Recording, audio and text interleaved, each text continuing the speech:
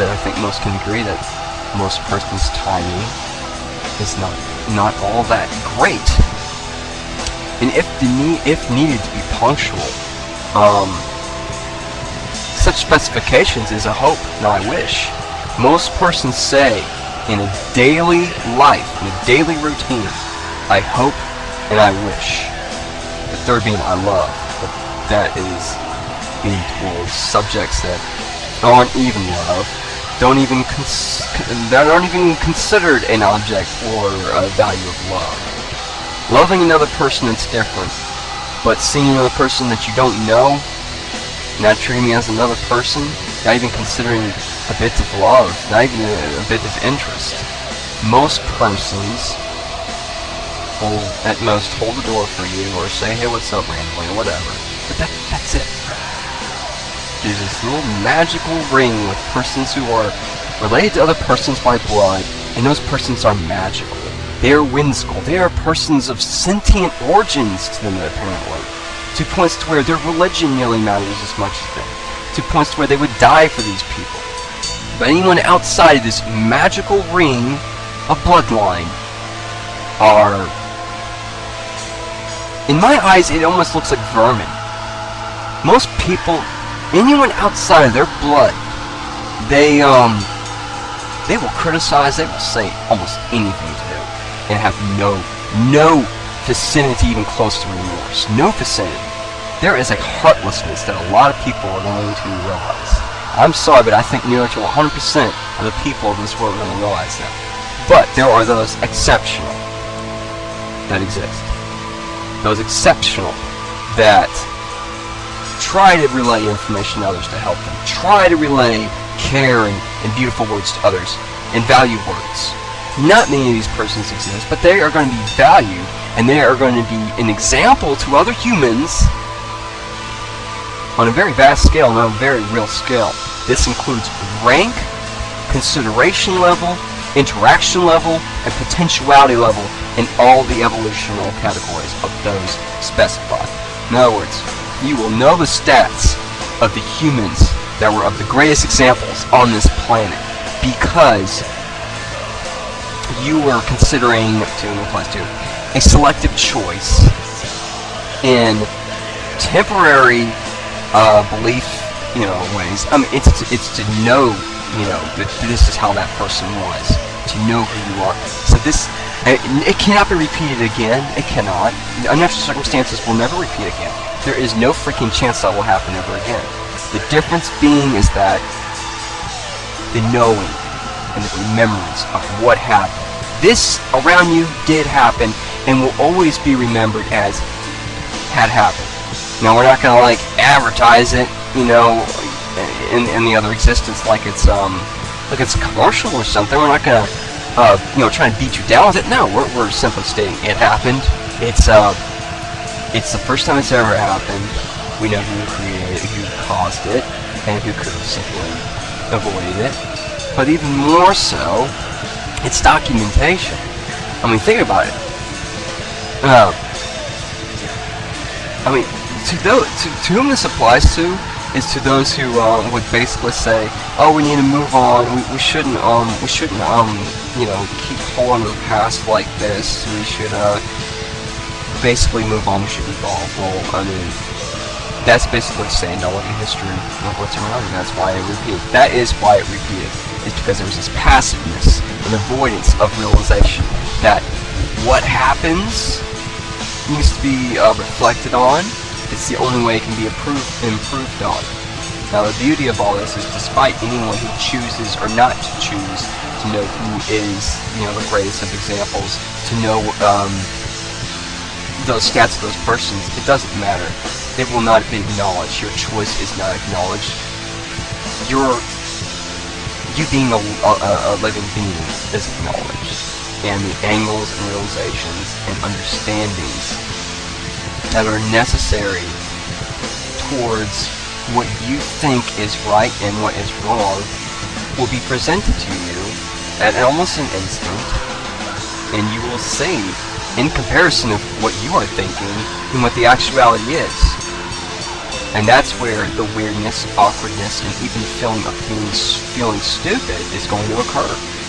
Because to say you're a teacher or a light worker, to say he's a teacher and doesn't even know, it says that the fourth dimension is where you're able to, well, I mean, so it's an ethereal-based thing, but even that's not true.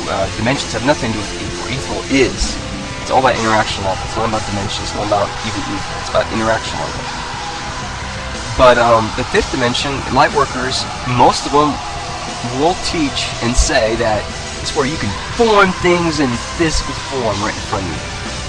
Okay, so how do you go from the third dimension to where it's just like barren desert? Where if you go a whopping, yes, a whopping 2 more dimensions above the third, you can manifest anything in front of you. That doesn't make sense. That is fantasy. And it is untrue. No one can form anything in front of them. What is formed in front of them is what they express and what they understand with them. This being metaphysical. However, what are you going to have left? This is the question. Does the metaphysical exist? You need to consider, what if your life means and exists of and is of value of in metaphysical terminologies? These are questions. What does your life consist of, and what value of does it pertain to knowing the universe exists? And then the next question that most are going to realize what this OP dealio is all about. What is your value of life, considering most to what it pertains to? You have spoken to that you don't know of. Did you really consider living? Most persons will not even acknowledge anyone living until there's something of a liking that person has, but the other person has the same or near to as liking. And it's like, okay, yeah, you're living a bit more. I'll start liking and talking to you more. It's fascism, but in a whole other way. It's literally mask to mask, face to face. It's like where do you get the reasoning to okay who gets a living response and who doesn't? So now you have an understanding that there is a play God factor that humans have to realize as well. The difference being the government has created a really weird, setup, but I gotta say, there is too odd of a comfort zone with the bizarre, ridiculous, retarded circumstances around us. There is far too much passiveness. There's far too much exuberance to get up and partake in these daily routines and jobs. There's far too much exuberance. There's more willpower to work than work for yourself. There's more willpower and work than heart for the self, soul for the self. So, do you understand the OP factor? Like I've mentioned, this is why it ends in bloodshed. Time after, and I know I don't get many views on my videos, so I'm not going to be like, time after time I tell you all this and that. I mean, every now and then it's kind of like that. But, I mean, unless I was getting, a regular, few hundred views every, week or so.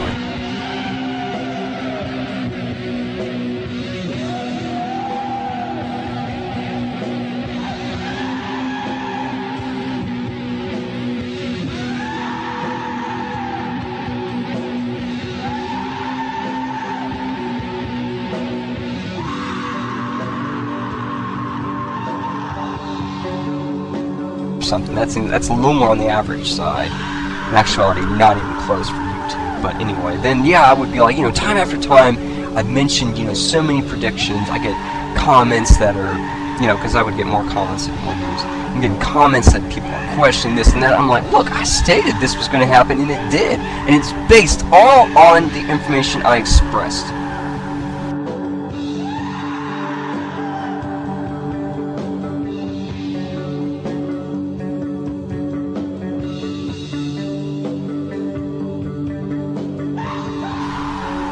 My first video on YouTube, and I clarified this many times, my first video to this video is an evolutional process. Not to mention there's a time gap, that's for sure. And with a time gap, you can expect experience, understanding, realization, ironies, etc. to be understood. I would hope so anyway. I would hope you would expect me to be able to evolve consistently. Although, I mean, not many persons can evolve at such a consistent and rapid rate. Hence my origins, but also I had a life, 26, well not a full 26 years of a human. Not a whole 26 years of, because I don't consider myself alive until age 15. Before then I could literally tell you a figure of how many beneficial thoughts I had at that time. It's not much, it's like 10 or 11, that's it. And that's from age 0 to 15. Although, what's very interesting is realizing it's not many, my parents don't relay, well, quote parents, relay much information about, how I was when I was a baby and older, but, what they tell me, what details they share with me, I'm able to recall.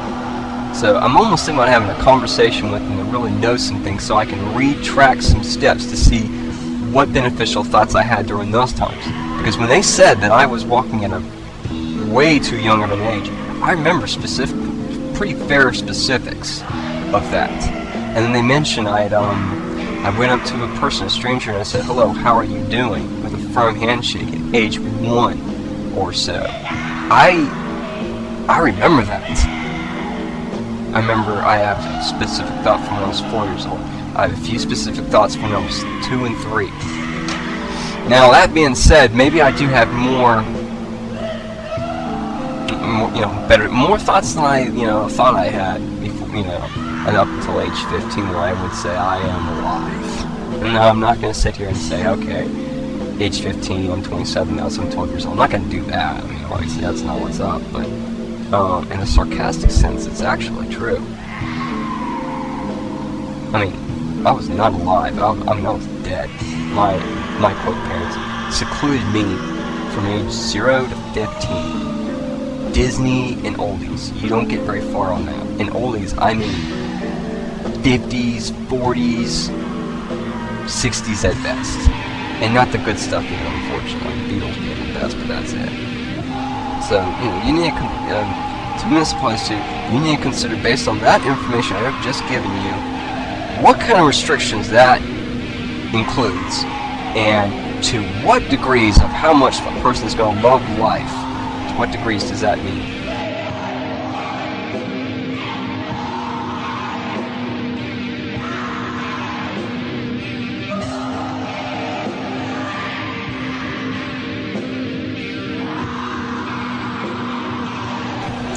Example, I had suicidal thoughts from 3rd to 5th grade. I had suicidal thoughts and growing depression. A 3rd grader. Daily. Suicidal thoughts, chronic depression. I was not aware of it. No, I was aware of what was entirely going on. But the little bit that I was aware of, I had no concept it was destroying me. I had no concept of damage. My quote parents didn't teach me anything. Literally, and I mean literally. Only the little chat, the dad with the son and the little talk, That's it. So okay, literally, age 0 to 15, very limited thought range. I do think I remember thinking I could speak to dogs or speak to animals. I don't know. I can't confirm that. It sounds familiar, but I'm not sure. Yes, from age 15 to this age now is literally my life.